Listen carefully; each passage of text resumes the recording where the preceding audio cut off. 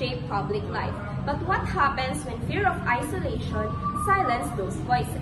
Today, we explore the spiral of silence, how perceived risk and social pressure influence what we say and what we don't. The spiral of silence is a theory about how public opinion affects expression.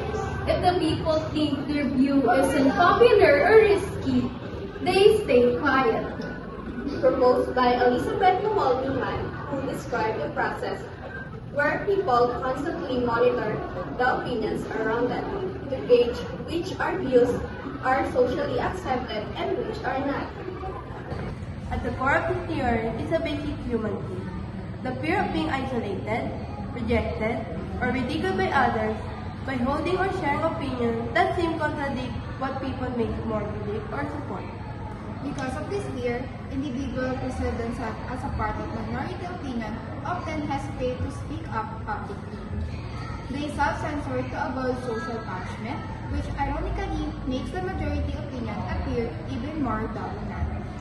Think of society as dynamic environment where opinions are constantly being expressed and heard. When people notice their opinion, they get support publicly, they feel empowered, and vocalize it more confidently. Conversely, when they sense their views losing favor or being disapproved, they withdraw from expressing those opinions. This silence reinforces the perception that unpopular view is rare or unacceptable.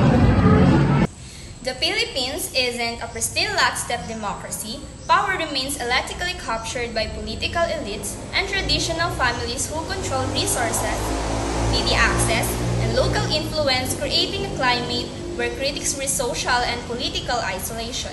As reformist rhetoric dominates, opponents fear speaking up, producing a chilling effect that mutes alternative viewpoints and solidifies the prevailing narrative, even amid competitive elections highlighting a gap between formal institution and lived rights.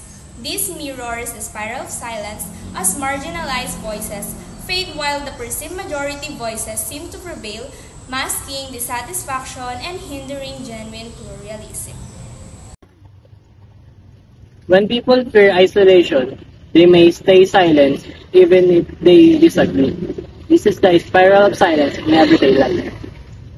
The university announces a new campus policy about mandatory civic engagement. Ours for our majors. Some students welcome it, others see it as overreach. Everyone, listen up. The new school policy would require us to participate in 20 hours of community service per semester. Do you support it?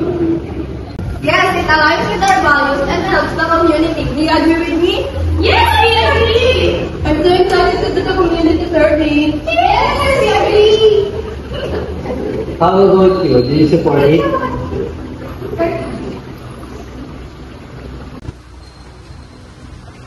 People watch for cues. If a dominant view forms, others may withhold their own.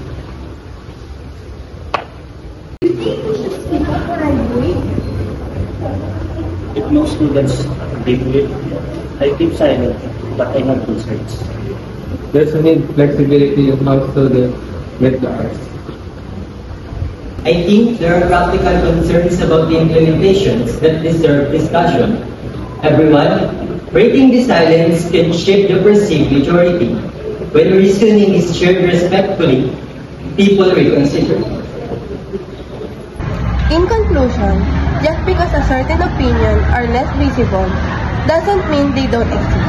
Understanding the spiral of silence can help us recognize why that happens. We can all play a role in fostering respectful dialogue and making sure no one feels forced into silence due to fear of social exclusion.